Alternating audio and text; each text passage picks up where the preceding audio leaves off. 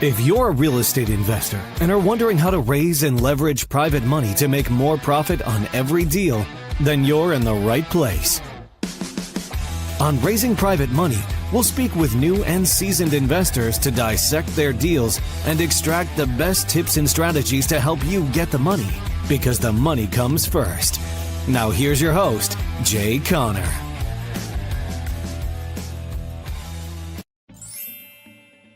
Welcome to the Why Not Real Estate Podcast, where you will learn top strategies from world-class real estate investors, both large and small. Why not? Tune in and get started today. Before you invest in any single family residences or condos or whatever, even if you intend to flip it, even if you intend to flip the property, fix it up, sell it, make a profit, run the numbers on what you can rent that property out for in case you get stuck with it.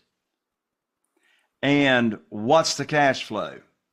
What's the cash flow between what you can rent it out for versus the underlying debt? And is that a negative? Is that a positive? And the advice is you need more than one exit strategy. You need a plan B, you need a plan C, you need a plan D, because the most dangerous number in any business is the number one, whether that's one lender, one general contractor, or one exit strategy.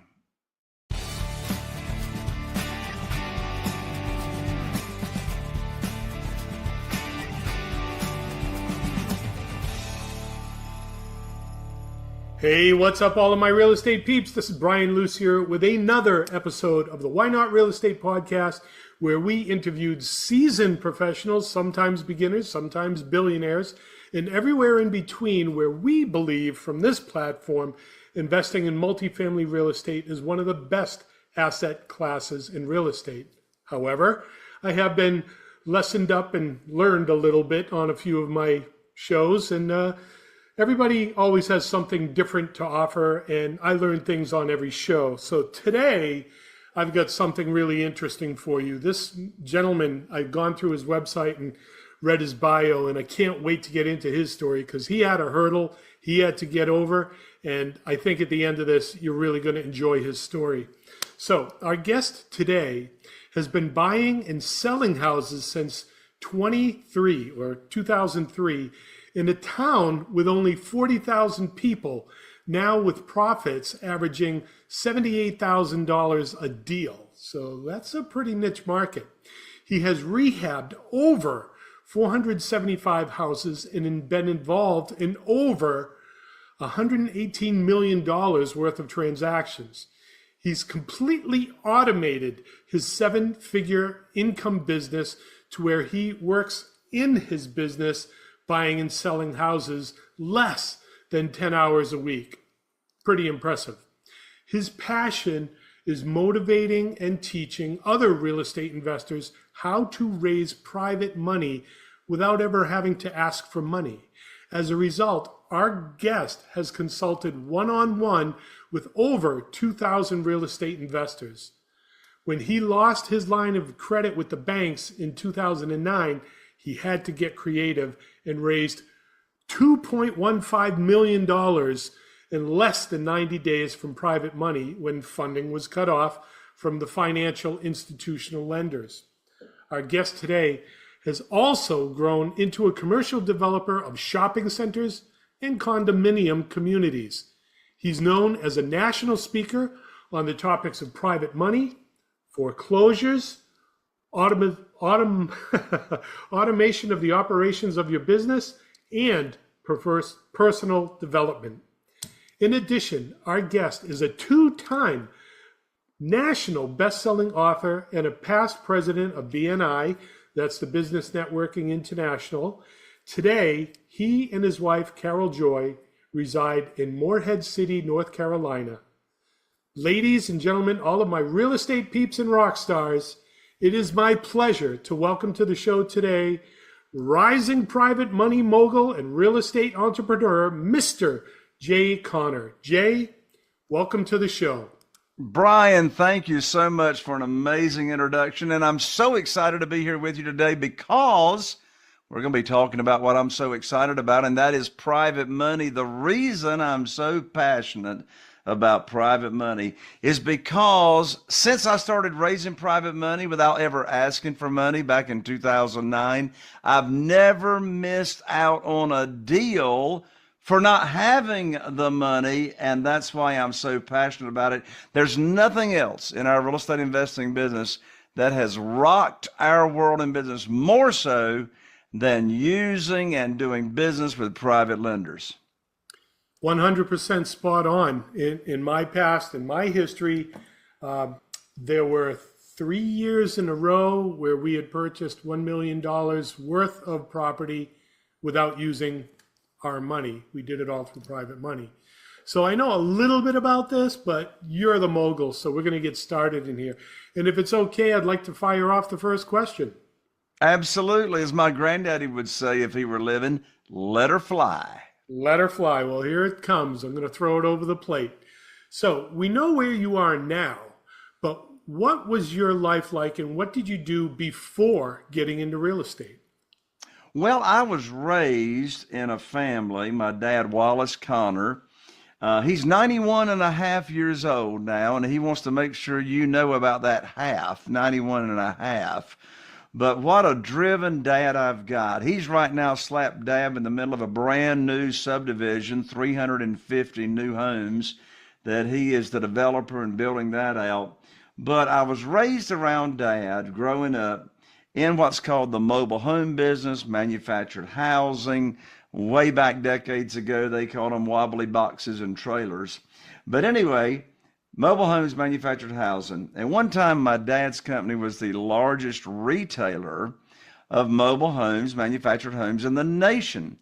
So I grew up in an environment of helping people own a home, classified as affordable housing.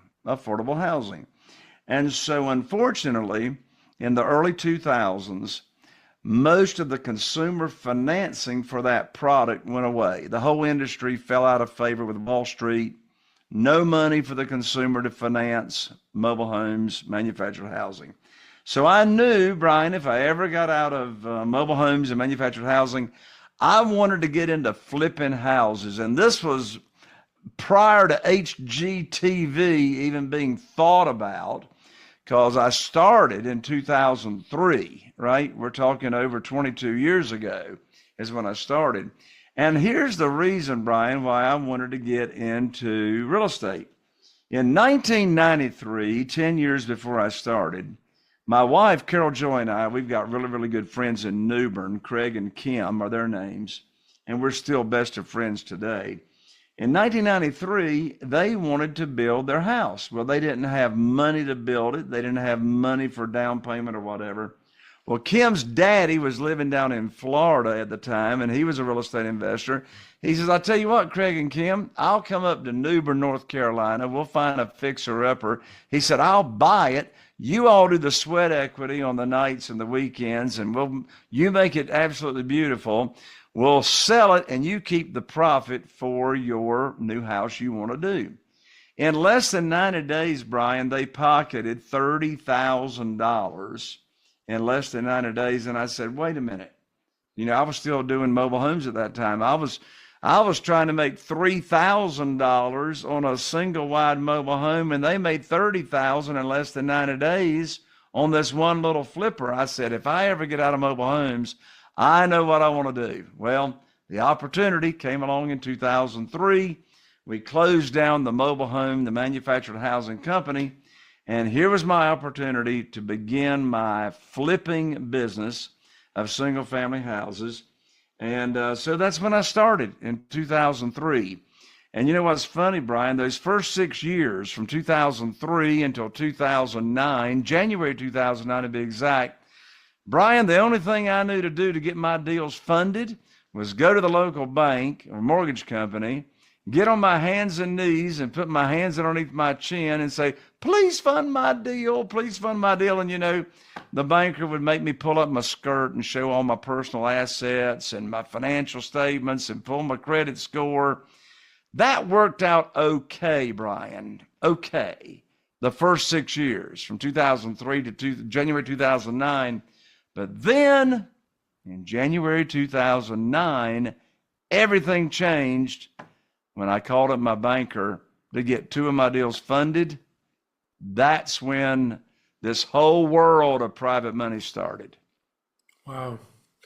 So you mentioned your dad. I did not know his history, and he's 91 and a half.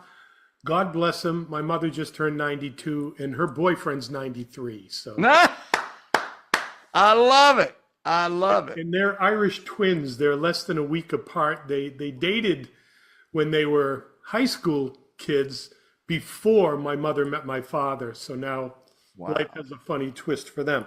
But let's get back to your dad here. So he was a developer. So I'm imagining when you grew up, the conversations you were having at the dinner table were not the same conversations what I call normal people would be having at the dinner table.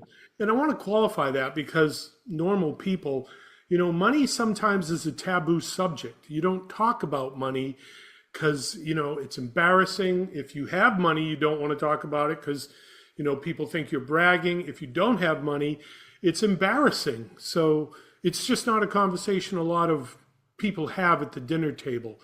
My dad was a builder too. Our dinner conversations were different.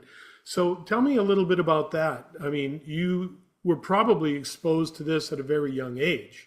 Oh, very young age. I had no more summers off from school when I was 12 years old. And I'm not complaining because I got experience that still serves me today. My dad had an acceptance corporation, which means his company was vertically integrated. He manufactured them, he sold them, he insured them, and he financed them. So how did he finance them? Well, he would finance them on his own in-house paper, and that acceptance corporation would then pull that paper together and sell that paper to Wall Street. That was his acceptance corporation. So when I was 12 years old, I sat in between Harry Moore and Al Jones, mentors of mine that were working for Dad. And so I was in the credit department, and I was calling up people wanting to finance a mobile home. I was verifying employment. I was calling the landlord. How did they pay the rent? You see, this is before having credit scores and Equifax and TransUnion and Experian and all that. It was all over the phone. And we had this little handwritten sheet that CIT, that was a bank out of New York, that CIT put together. It was a 25-point score. You got so many points based on how long you were at your current address. You got so many points if your landlord said you paid your rent on time. You got so many points based on how long you had been at your current employer. And when you added all that up, if you got 25 points or more, you were approved. Wow. You were doing this at 12 years old. I was doing this at 12 years old. That's right. Now, the downside of that, I'm calling and I'm verifying employment, or I'm talking to the local furniture store to see if they're making their furniture payments on time. The only problem was they'd say, sure, I'll be right back. Yes, ma'am, I'll be right back. My voice hadn't changed. They thought they thought they were talking to some lady. I'm a 12-year-old kid, you know, with my voice hadn't changed yet. But it was fantastic experience. Hey, if they'll give you the information and the bank's going to lift up your skirt anyways, let them think you're a woman, right? Whatever, right? As long as you were getting the job done and you were hitting your numbers, however you had to do it. So dinner table, discussions, dad, developer, he's got this vertical, man, all I can think of is like Elon Musk putting all the parts of his own business together. That's pretty exciting, and I'm sure we could go down that rabbit hole, but I want to take another path here. Were there other influences other than your dad while you were growing up that maybe steered you towards real estate? No, Dad was it for real estate. Now, my granddaddy, my grandfather on my mother's side, he was my spiritual mentor, which really grounded me. I'm not saying my dad was not a spiritual guy, But his focus was business, business, business, business. And I mean, he was in New York all the time, Washington, D.C. all the time, building his business. So I spent a lot of time on the weekends with my granddaddy because he only lived out in the country, 3 miles out in the country from our little town. And so I just got a wonderful balance. I got a spiritual foundation. By example, I noticed, well, why is my granddaddy doing everything he's doing? It was all about service, all about leading with a servant's heart. I never heard him raise his voice. I never heard him use a cuss word in his life. And then I got my dad, showing me the ropes on business. And I just can't put a value on the communication skills because Dad, he had his own, personal plane. He put me in the plane and I'd fly with him up to New York and sit in the conference rooms and keep my mouth shut. But just observing how people negotiated and interacted with people. And my dad really taught me how to be the best listener in the world because he listens 10 times as much as he speaks. And so my environment, I'm so blessed to have the environment that I grew up with. Now I want to be quiet and listen. Well, you got to ask the question, though. Yes, I do. I do get to ask the question. So you mentioned Grandpa never used a cuss word, and my father was a developer, a builder. And the Frenchmen, they use a few cuss words. I've heard a few. Especially if they hit their thumb, right, with the nail. Right. So, okay, so that's pretty interesting. And I'm glad that you brought out the two aspects of that. You were getting fed your business knowledge, practically a master's class in business as a teenager, and then, your moral grounding to do business well. Yes, because, it's because of that exposure when I was growing up. I can answer the question, why am I doing all this stuff I'm doing? As entrepreneurs, if you've been a solopreneur or an entrepreneur or heavy driven, you have asked yourself the question more than one time, why am I busting my butt as hard as I'm busting my butt? Why am I doing this? Brian, it reminds me, I was riding down the road recently with a dear friend of mine, and we go to church together. He says, Jay, I want to ask you a question. I said, okay, what's that? He said, why are you doing all you're doing? He said, and I know, you don't have to be, traveling the nation, teaching other real estate investors how to get all this private money for their deals. You don't have to be working all that much. He says, how do you reconcile what the Apostle Paul said, to be content with whatever station you are in life? How do you reconcile that? And I said, I'm not sure I understand your question. Can you ask me that a different way? He said, yeah, when is enough enough? I said, oh, now I understand the question. I said, here's the answer. Enough is never enough when it's not about you. To hit Apostle Paul, okay, so when would he stop evangelizing? Exactly. Right. That was his purpose. Right. So you are a hard money evangelist. And yeah, I go about teaching people what this world of private money is all about. And I'm glad you used the word hard money, Brian, because I want to make a distinction here. Yes. Because in today's marketplace, a lot of real estate investors think hard money is synonymous with private money, and it isn't. And the reason they think it's synonymous is because a lot of hard money lenders out there these days call themselves private money lenders. Now, by the way, I'm not poo-pooing hard money lenders. Some of my best friends are hard money lenders. In fact, they actually use my techniques to go raise more private money investments for their hard money lending pool. So a hard money lender is typically a broker that has gone out and raised money for their fund that they then in turn loan out to real estate investors.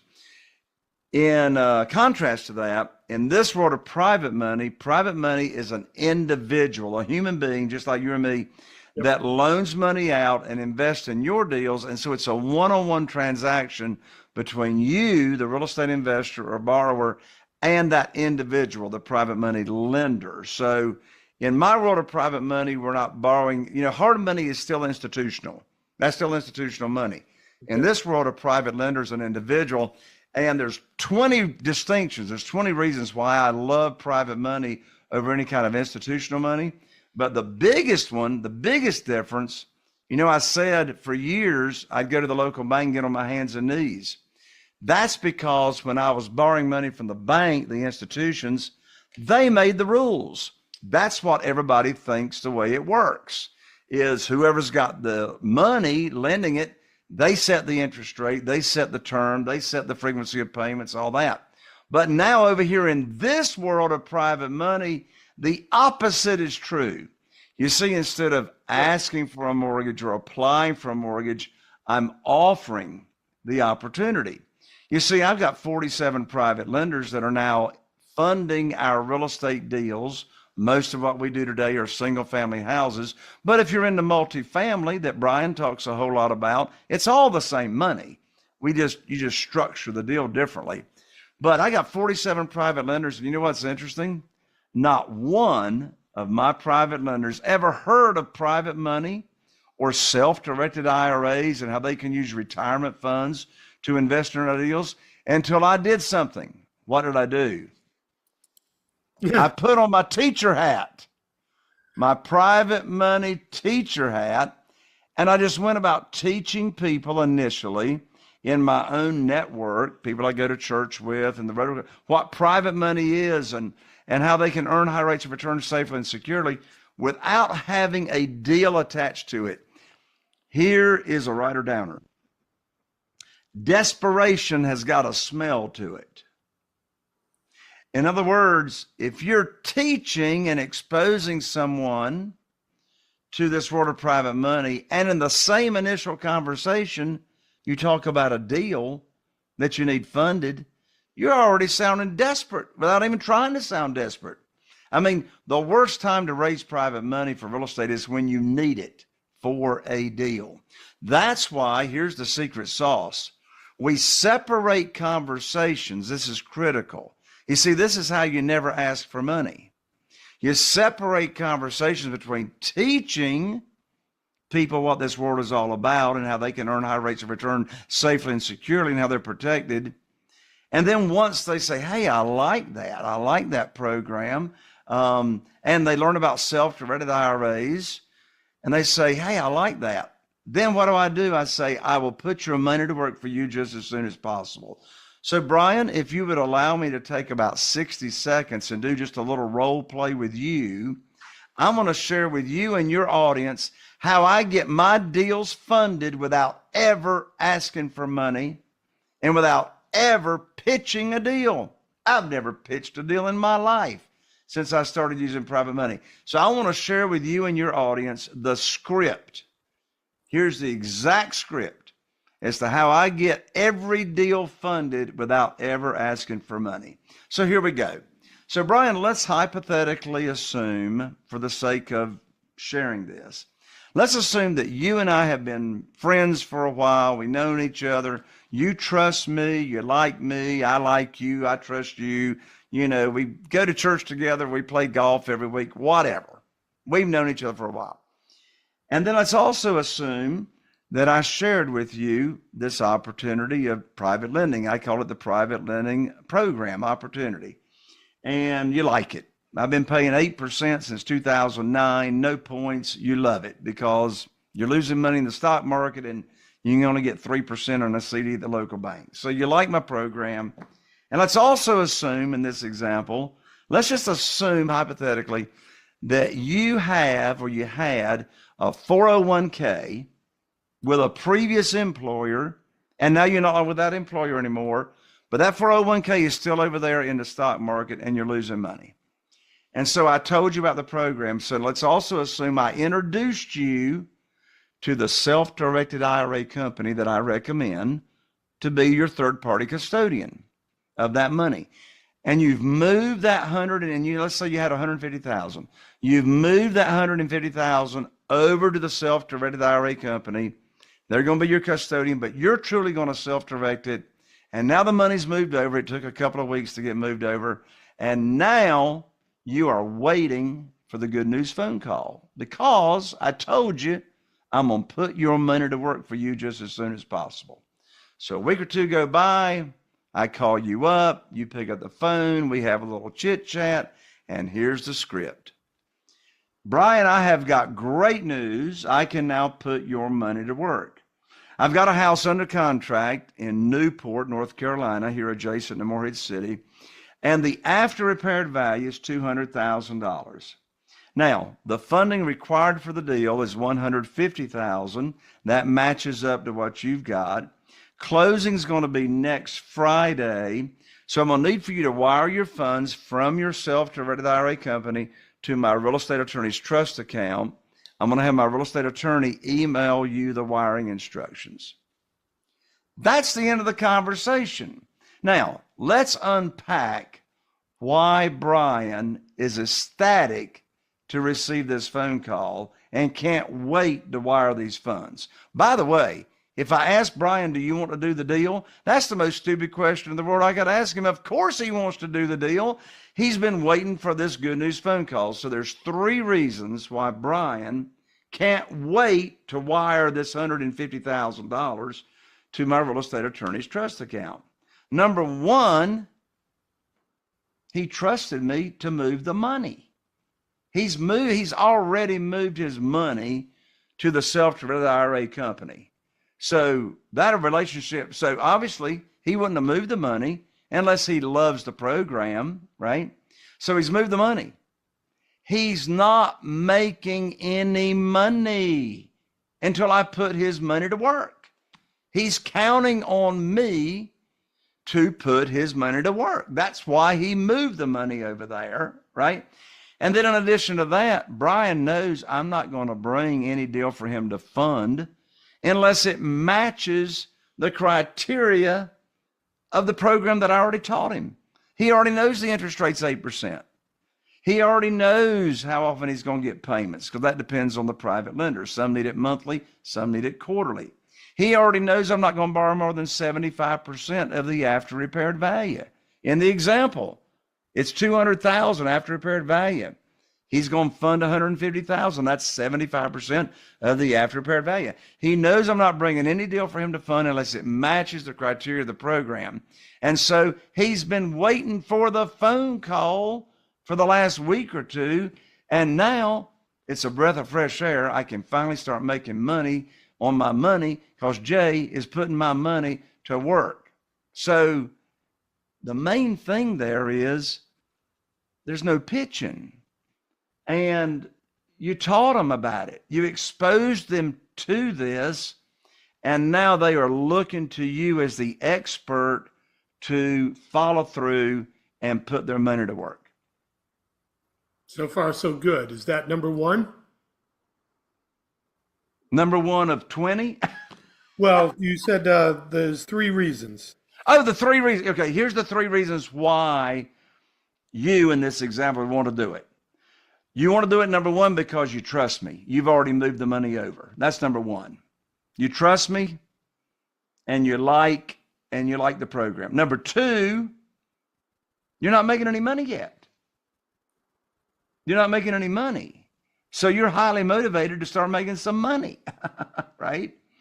And number 3, you know I'm not going to bring a deal for you to fund unless it matches the criteria of the underwriting, the program that I already taught you. So those are the 3 reasons. And I mean, you know, one thing I had to get my mind wrapped around, Brian, when I started attracting private money without ever asking for it, is that, look, there's no applications. You as the borrower, you're already approved. There's no application. I mean, when the private lender wires the funds, you're approved, right? So, and underwriting, I mean, talk about owning the real estate first between your ears. You are your own underwriter. You underwrite every deal you do by following the program that you already taught to your private lender. So it's a 180-degree shift. Instead of asking for a mortgage, you're offering it. So these might be a few operational details, but I've got an inquisitive mind. So this note, who knows, like, is it a 3, 6, 9, 12-month note? Good question. So the length of the note depends on where the money's coming from. So if the money's just coming from investment capital, liquid capital from your private money lender, then we'll make the length of the note 2 years. Typically not going to use it that long, but we do. If it's coming from retirement funds, we'll just go and set it up for 5 years in the event that I sell it on terms and help the buyer get in credit repair and all that. And the only reason we do it for 5 years is that money's not coming back to them personally. Their interest and their returns are going straight into their self-directed IRA account, their retirement. So they're not wanting the money back anyway. And truth be told, the people that have the investment capital, they don't want the money back either. I mean, it's so funny, Brian. I'll go to pay off a new private lender because I finished the deal. And invariably they say, can't you just keep the money? And the answer is no, I can't keep the money unless I've got real estate to secure your note, because I'm not borrowing unsecured money. All these notes are being collateralized and backed by the real estate that we are investing in. Perfect. So now I have more questions. On the 2-year note, 8% of 150, ballpark 24,000. The 5-year note, ballpark 60K. Who wouldn't do that? Why not, right? Right, exactly. Now, bear in mind, I'm only going to be paying interest while I'm using the money. So for example, let's say I did a 2-year note and you were my private lender and I did a flip. And let's say I was in and out of it in 9 months. Sure. Right? Then the clock stops. Yeah. So when I pay you off, that's when the interest, so that's an APR. So when I'm paying 8%, that's 8% per year. So for easy figuring, if I borrowed $100,000, just for easy figuring, if I had that money the entire year, the private lender is going to earn 8%, $8,000. Yeah, $8,000 of the 100. But if I only had it for 9 months, they would have earned $6,000 on that project because I only used the money for 9 months. Of course, they want that money reinvested as soon as possible. Yeah, I've worn those shoes, and when you slide that envelope across the table and they open up and say, "What's this?" It says, "Good news, the deal's done and you're paid off." After they frown a little bit, they slide it back and say, "Well, what do you got that's next?" Exactly. So there it is. So I also want to bring up something really important too. In my world, if I pool together money to buy a property, that has a different set of rules and regulations under the SEC and all that. You are just doing a promissory note, call it, secured by an asset. Correct. No SEC. No SEC. That's right. Yeah. So I'm glad you brought that up because, when you're doing multifamily, most of the time you're going to have a fund when you're doing, particularly if it's a pretty good size multifamily. And so you'll have investors invest in the fund. So that's all SEC. That's all SEC. In this world of single family, everything we do is slang. We call it one-offs, meaning you got a single family house. Now it could be a duplex, triplex, or quadplex, one building. Yeah. But you got a property, single family house, and then you have a private lender, or maybe two or three. You can have more than one private lender secured by the same property, but there's 2 important points. Number one is called total loan to value. So you want to add up those notes from the private lenders and make sure the totality of those notes do not exceed 75%, the totality of the notes exceeds 75% of the after repaired value, right? And of course, if a private lender is in a junior position, it must be disclosed on the promissory note that they're either in second position or third position. I will tell you from experience, you ain't getting nobody to go in a junior lien position unless you've got the relationship and the trust factor. Even though they're being protected by the real estate, junior positions are higher risk because, we're giving them the deed of trust. But if a junior lien position has got to foreclose on you, for goodness sakes, don't ever let them foreclose on you. Just give them the property if you got a problem. Sure. But anyway, never had to do that. But from a legal standpoint, if a junior lien has got to foreclose, then that junior lien position has got to inherit any senior lien positions in order to be made whole. But since they're at a little bit higher risk, I pay my junior lien positions 10% and always have since 2009. I pay them 10% and I pay my first lien positions 8%. I was going to ask that question, so you nailed it. Because the risk is a little higher in the second position, you give them a little more juice. That's right. That's fine. That's a really cool story, and I like the way that you unpacked it, that even an art major could understand it. So thank you. Are you an art major? I is. I hear it. Now I understand why you have yellow glasses, red glasses, blue glasses, and you're all color coordinated with the outfit. There you go. Yep, gotta be. Color is important to me, and I don't know if you can see it, but over my shoulder there, one of the paintings I've been working on. It's still not done yet, but we'll save that for another show. Well, you're an artist, and I'm a composer. I write music, so there you go. All right. So yin and yang, yin and yang. Red and yellow, green and blue. I'm going to jump ahead here, and I love this part of the show, and I really appreciate everything that you laid down there. I've got 2 pages of notes so far just on the first 2 questions, so I'm happy about that. So this part of the show is a little bit of a time machine. You've been 22 years since you started doing the fix and flips and all that when 2023. So this question has 2 parts to it, and I really like this. One part is, if you could go back in time and tap yourself on the shoulder 22 years ago and say, hey, Jay, invest in Google, or whatever it would have been, right? What information would you have given yourself if you could go back in time? And then today, with the 23 years of experience you already have, what advice would you give to that newbie sitting on the fence who's getting started today? We'll start with you. What advice would you have given yourself starting over? Well, a lot, because I lost hundreds of thousands of dollars. I started out not knowing what I was doing and going to seminars that I did not plan on going to.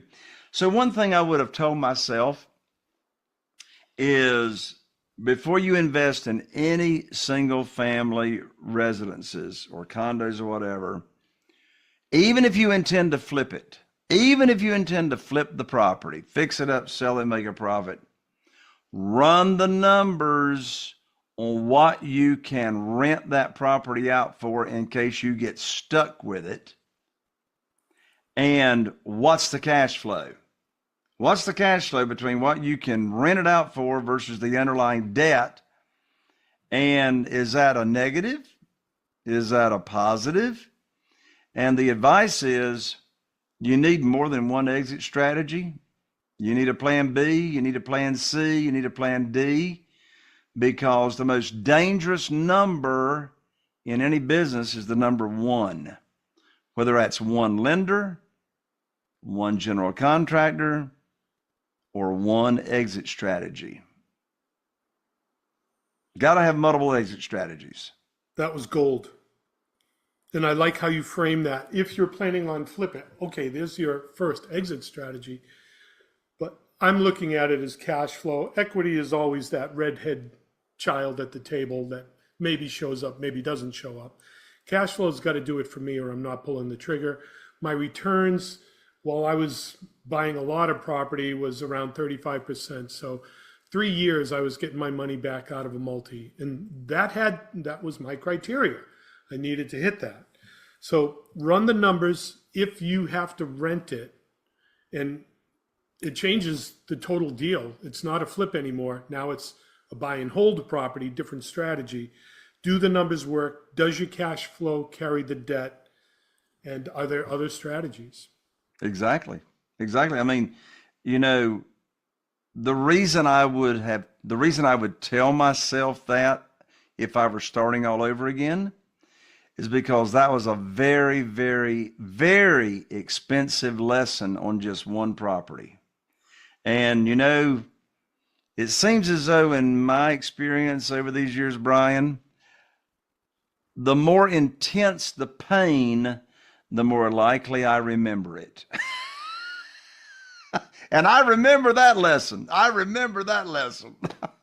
there's an expression out there I've heard: change occurs when the pain of change is less than the pain you're in. Boy, now say that again. Change will happen when the pain of changing is less than the pain of where you are. Powerful and true. Never thought of it like that, but it's so true. It's like that hound dog sitting on the porch whimpering every day because he's sitting on a nail. And the neighbor asks, how come the dog's always crying? It's because he's sitting on a nail. He says, well, why doesn't he get up? Because, well, it doesn't hurt enough yet. That's a great story. The dog will move when it hurts enough. And so true. I mean, that listener who's out there thinking, wow, do I really want to do real estate? They'll get to a point where their current situation is going to create enough pain. Yes. They'll say, okay, I don't know how this is going to work. I don't know the unknown, but I have to move forward because I can't. Yes. Where I am. Well, and what you're saying there, Brian, emphasizes the point. Fear of loss is always a much stronger motivator than hope of gain. Amen. I mean, what motivates change? Pain. Yeah, and So true. we call that loss aversion. Yeah. Is that sort of like fear of loss? That's the psychological term for it. Oh, my lands, I'm not smart enough for that. Well, I think that would be the third book to the left behind you on the shelf up above there. Yeah, loss aversion. People will fight harder not to lose something than Yes. to protect the gain. Well, you see, I knew that was the case. I just didn't know what to call it. Yeah, you avert the loss aversion. So here we are. We're talking about that newbie. What advice would you give for that guy or gal seeing this for the first time, thinking, whoa, this is interesting. I wonder if real estate could actually work. And psst, spoiler alert, it does. What advice would you give to that newbie who's starting out today? Well, that's an easy question. Don't start out the way I did. And here's how I started. I started out just relying on my experience in the mobile home business, in the manufactured housing business.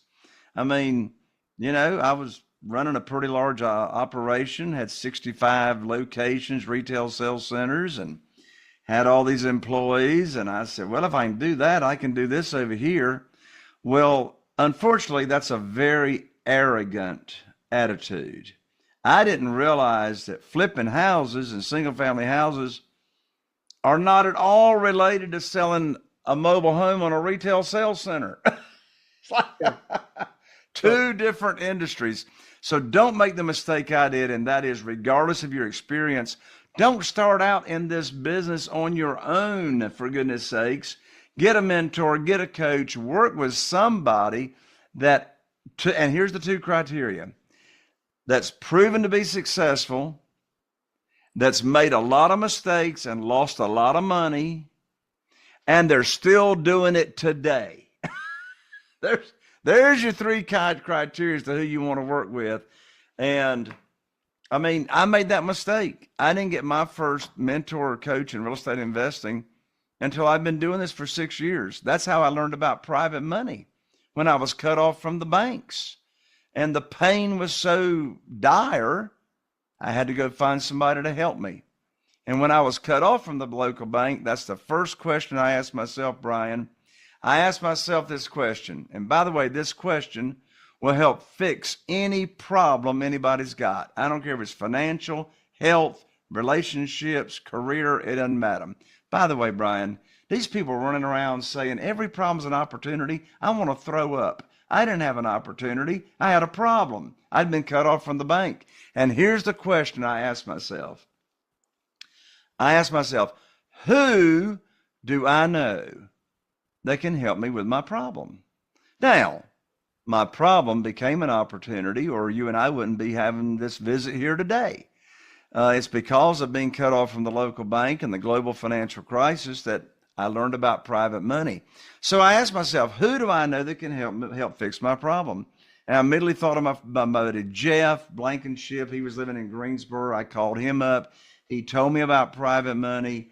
I then went and learned about private money, put my program together, raised over $2 million in 90 days.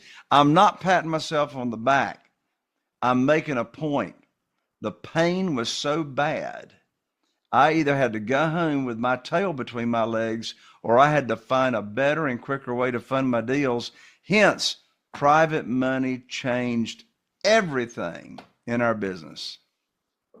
So it's interesting. The Chinese character for obstacle also means opportunity.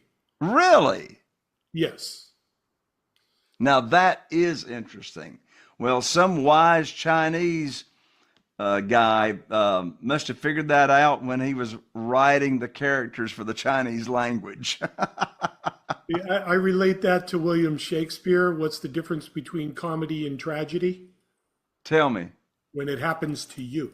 Oh, yeah. So, That's a writer-downer. Someone's obstacle is somebody else's opportunity, and somebody's True. opportunity could be somebody else's obstacle. We That's could true. chase that dog's tail all day long. That's sort of like trash and treasure. So many stories we could go there. But let's keep it about you. This is your show. One of my interviews, his son found a surfboard in the trash, ended up selling it for $150 or trading it to get a working board because whatever. But yeah, you never know. You know, That's right. I'm guilty of dumpster diving. Been there, done that. I've got somebody. Well, I've never done that, to tell you the truth. Well, you know, it's a nice place to find lumber. You know, you don't want to go buy a whole sheet. You can find some lumber dumpster diving. Not that I would advise that. There are nails and broken glass and horrible things in there with crawling around on four legs. So let's stay away from that one. So that was pretty good. Any other advice that you would give to that newbie starting out today? Get a mentor or coach that's done it. Yes, if they're starting out, particularly in single family, focus your business on investing in what I call first-time home buyer price points. First-time home buyer price points. Because when you go to sell it, either creatively on lease purchase or you go to cash it out in the multiple listing service, where do you think the largest pool of buyers of homes are? First-time home buyer price points. So even if you're starting out or you're seasoned, I mean, that's where I try to keep my focus on all of my single family investments is first time home buyer price points.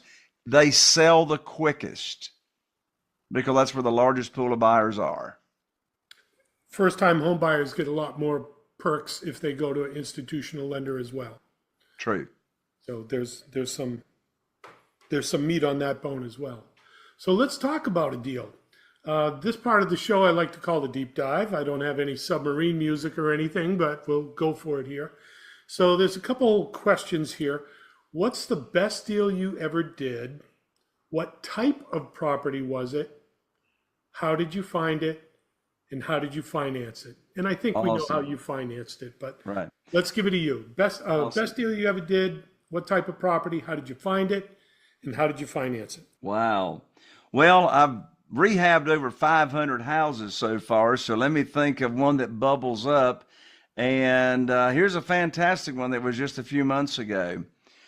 This property, Brian, actually was a oceanfront condominium here in Atlantic Beach, North Carolina, right here in our hometown, in our own market. And the owner of the property, there's multi-layers here of motivation to sell. So his name was Brian, coincidentally enough. His name was Brian, and he inherited this condominium. It was the top floor condominium, oceanfront. He inherited this property from his parents.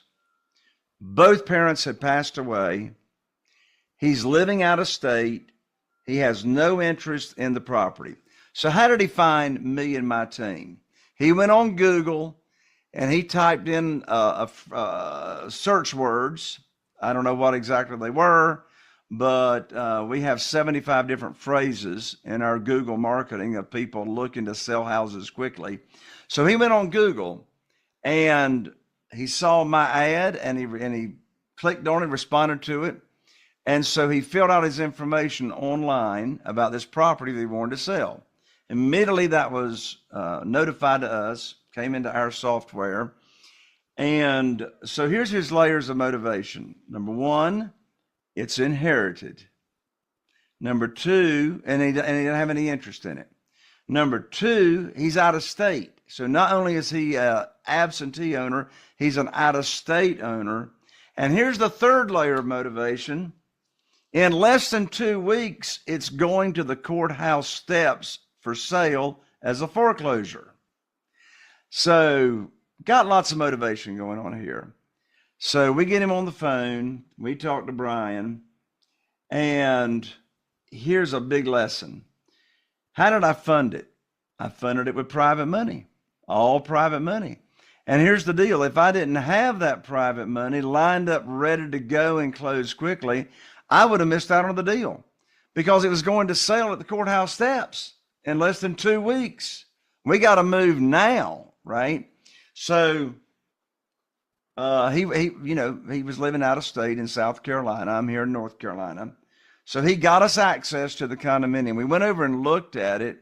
Oh, my lands, Brian. It was a show place, totally furnished. It needed only $11,000 in touch-up.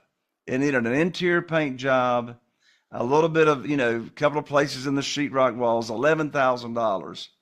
Here's the dollars. Here's the deal. So I bought this property. Ready. There you go. You got your calculator ready. Yes. I bought this property for $425,000, and I closed within 5 days. I closed in 5 days because I knew I had to beat the band before the foreclosure sale happens. So we got Brian to get us a 30-day payoff instruction letter from the substitute trustee that the lender had hired to oversee the foreclosure process. So we got that payoff instruction letter just to make sure everything was all covered. So $425,000 purchase price. Here we go. I bought it. I closed on it.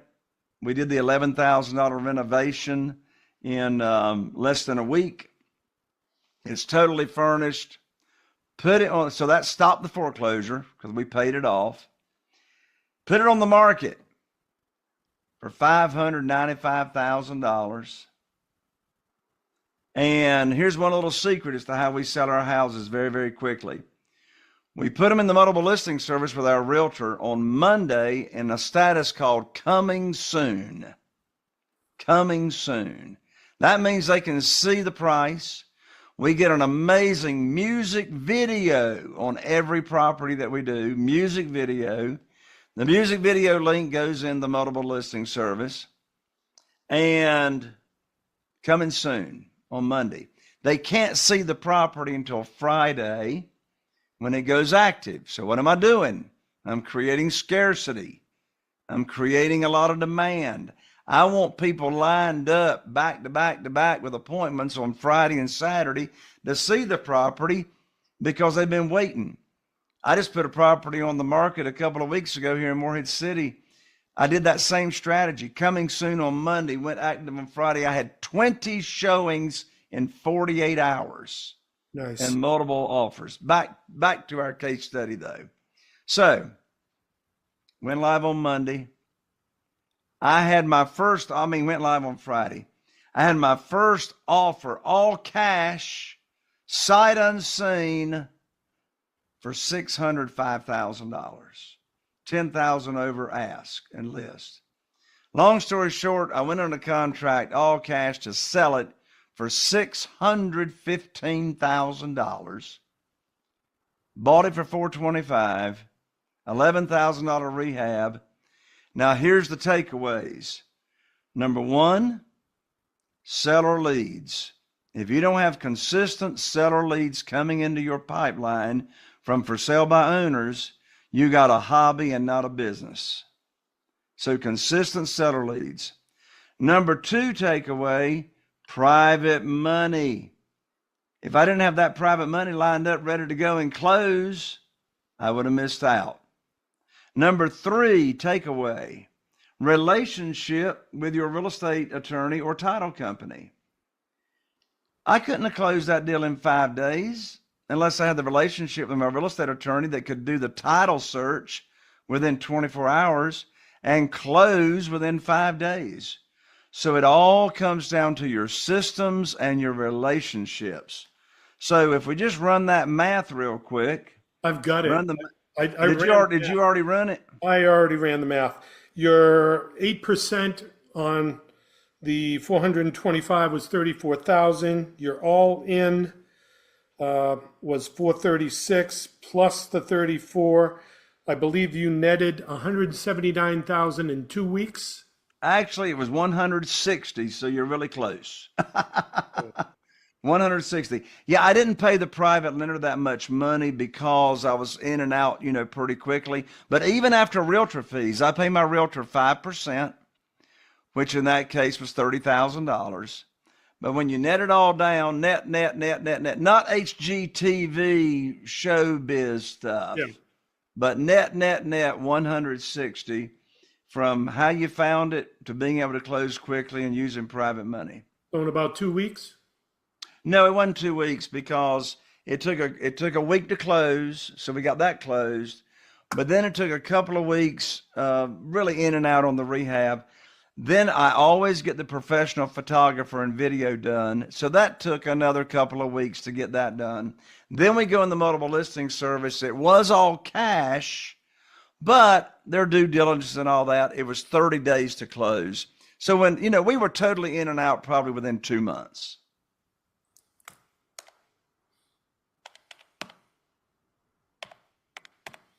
Watch out, folks. Brian is running his dusty calculator. That's correct. You were netting around 20,000 a week when the deal was done. 2 months. What's that mean? Netting 20,000 a week? Well, 160, 2 months. I did 8 weeks. I mean. Oh, yeah. You're talking about my net income. Gotcha. Yeah, right. Yeah. So not too many professions or jobs out there I know that are paying 20,000 a week. True. True. And 160,000 in 2 months is more than what a majority of hardworking blue-collar people make in a year. Sure. Sometimes with double income, they don't clear that. So True. Why not? Why would you not do this? I can't think of a reason not to, particularly when you get your business automated and you got your systems in place. I didn't start out this way, Brian. When I started out, I was running around with my hair on fire, disorganized, working 50, 60 hours a week. But once the systems come in place and your team, that's why we're able to do it in less than 10 hours per week. Nice. Yeah, that was a really nice story there. everybody won. So Everybody. what's the biggest hurdle you've had to overcome as a real estate investor, and how did you solve it? The biggest hurdle as a real estate investor. Oh, I know what that was. Sort of what I just said. Trying to do everything myself. I had the mindset that nobody can do X, Y, and Z better than I can. Well, when I started dictating, delegating, and disappearing, I actually found out they do that stuff better than I could. So what do I do today? I make decisions. What houses do I want to make an offer on? And of course, all that is tracked in our software system between myself and my acquisitionist. I've had the same acquisitionist for 20 years talking to all these sellers. But I make decisions. And I love testing new marketing methods all the time for finding motivated sellers. I'm testing one right now. Because of being connected in so many different mastermind groups, I was introduced a month ago to the very first AI driving for dollars service. And so I'm now testing. So what the AI does is using Google Earth Maps, it identifies 16 different points of distress on a house. And so you give the service, your target area, they come back with, here's all the houses that fit the criteria that are in distress. So I'm now, in fact, it just dropped yesterday. I got a direct mail drop that was just dropped to all these distressed properties here in my area. I can't wait to see what kind of results we get. So I'm all the time looking for new marketing methods to locate motivated sellers of properties, because what worked 2 or 3 years ago might not be working so good today, and what's working really good today might not be working so good 2 or 3 years from now. So I'm always testing new marketing methods. Smart, very smart. Was there a book you say you like to read? When you first started out, was there a book that had the biggest impact on you starting out as a real estate investor? Well, there's actually 2 books that come to mind. One book that changed the trajectory of my life was when I was 24 years old, Brian. I was in a very dark place, heavy drinker, had no friends, family didn't have much more to do with me, and I don't blame them. Had no money, broke, working in the in the restaurant business, 80 hours a week for a chain. And I woke up one day and at 24 years old, and I said, you know what? There's got to be a better way than this. So I went to the bookstore and I went to the personal development section, and I came across a book titled University of Success. University of Success by Og Mandino. It changed my life tremendously. But now a different book, as far as really opening my eyes to this world of real estate, was written by Ron LeGrand. He's the godfather of real estate. And the name of the book is The Less I Do, the More I Make. And that book really opened my eyes to this world of buying and selling single family houses and creative financing. And listen to the title, The Less I Do, the More I Make. Doesn't make any sense on the surface, does it? But actually, when you dictate, delegate, disappear, and automate your business and get out of the way, that's where your business scales. You can't do it all yourself. Yeah, it's not the less that gets done. It's the Correct. less I It's do, the less I do. which means Yes. I've got a bunch of who's and how's out there doing what needs to get done. Like you said, they were probably better at it than you were. Absolutely, for goodness sakes. So you solved their problem because they love doing that. You solved your problem because you don't love doing that. Exactly. I say do what you love and outsource the rest. Too many things I could say there. I'll just let it go. You've given me 2 really good books. I'm going to stretch. Is there a third book you'd add to that shelf? Yes. The Go-Giver. It's on my The rack. Go-Giver. And I actually was so blessed to interview the co-author of that book about 3 years ago. But yes, The Go-Giver. Have you read it, Brian? Have not. It's been referred to me several times. So every time I go back to the United States, my last day of the trip, I'll go to Barnes and Noble and grab what I can get. Yeah, but the Go-Giver is a wonderful parable. It's a short read, but I'll just summarize the takeaway. It's all about sowing. It's not about reaping. It's all about sowing. And actually, the author now has a series of the Go-Giver. You have the original Go-Giver in red cover, which is in your hand. That's the original Go-Giver right there. That's it.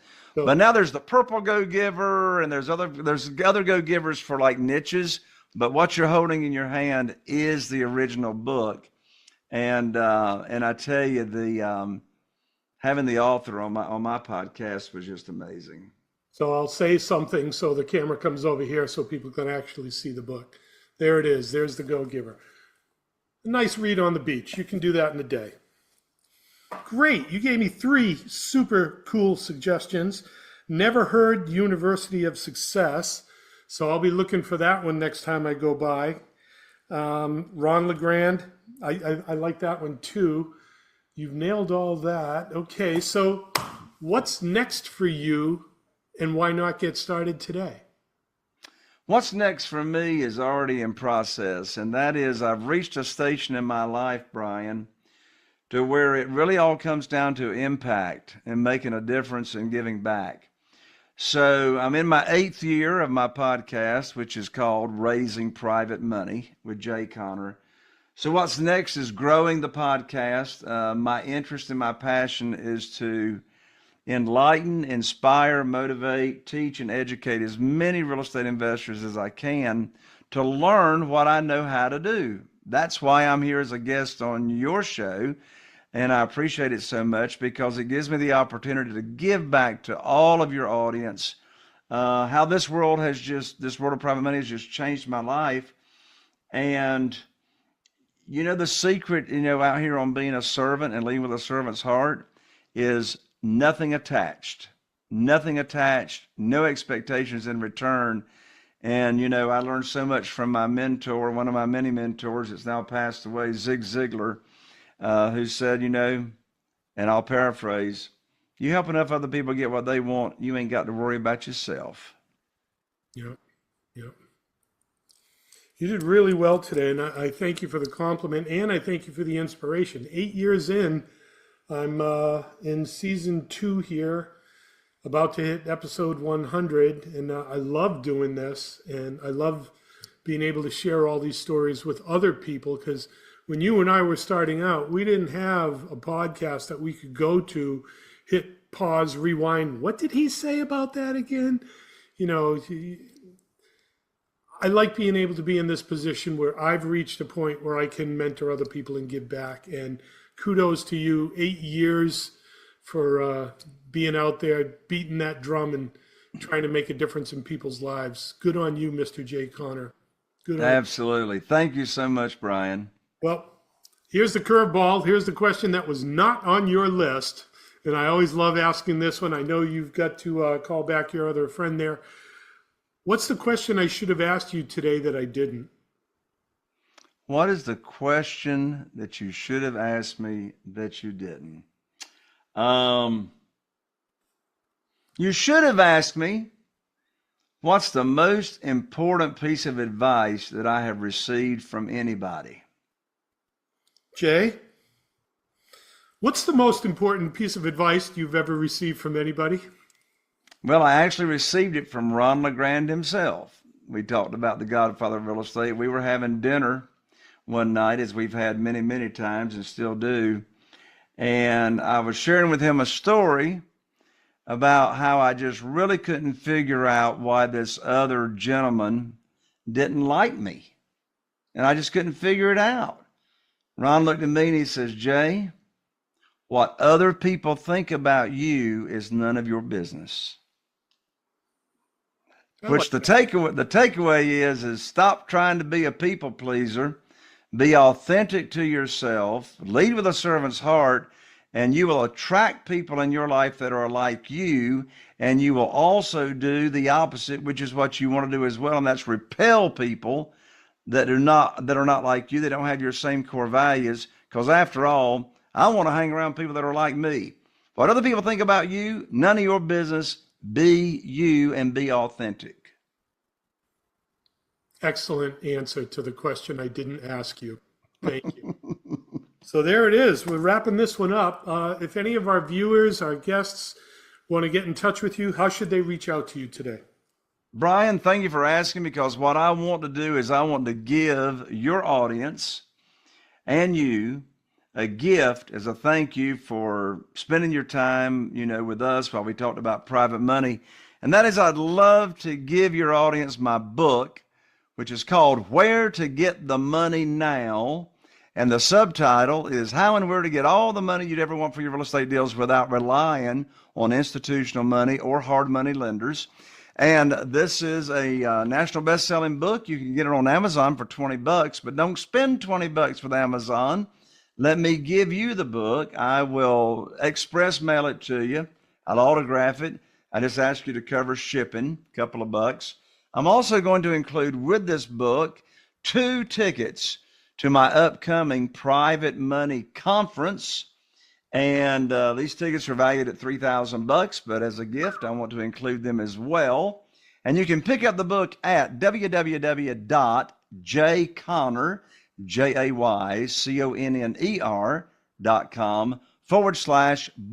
jayconner.com/book. And look, I'm an ER, not an OR. So that's ER, which stands for extra revenue. So jayconner, jayconner.com/book, and we'll rush it right out to you with those private money conference tickets as well. And where and when is the conference? So the next conference is going to be June 25, 26, and 27 in Atlantic Beach, North Carolina, right here in our backyard. Beautiful resort right on the ocean front. We have fantastic networking, but I'll have private lenders at the event for you to network with. We'll actually go on a reno bus tour out to our houses in the field and get to see the houses that we've got under renovation. I'll teach how I found them. I also teach at the event how I find deals before other real estate investors even know that these deals exist. So I teach all 4 pillars of the Private Money Conference: how I find them, how I fund them, how I renovate them, how I can sell any house in 3 days or less, and on the last day, how do you automate this business and get the wealth and the freedom that you want that will allow you to make a difference. Beautiful. There's the mic drop. That was great. You've done this before, haven't you? I don't know, a little over 800 times, I suppose. Give or take 1,000, right? Wow, this is great. I learned a lot today. You gave a lot today. You shared a lot today.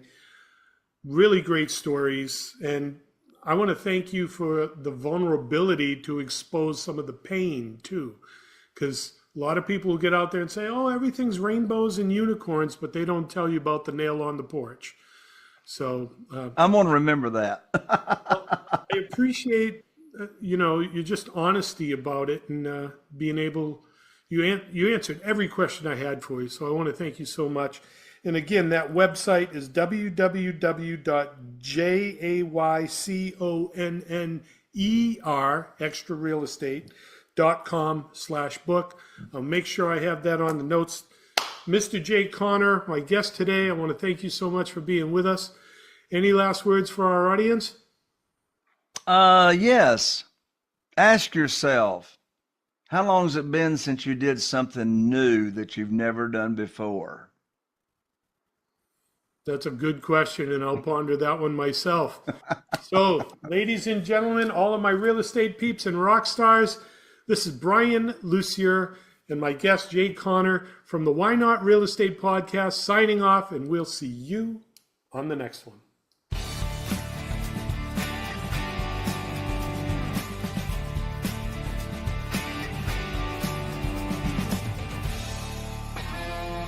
Are you feeling inspired by the knowledge you gained in this episode?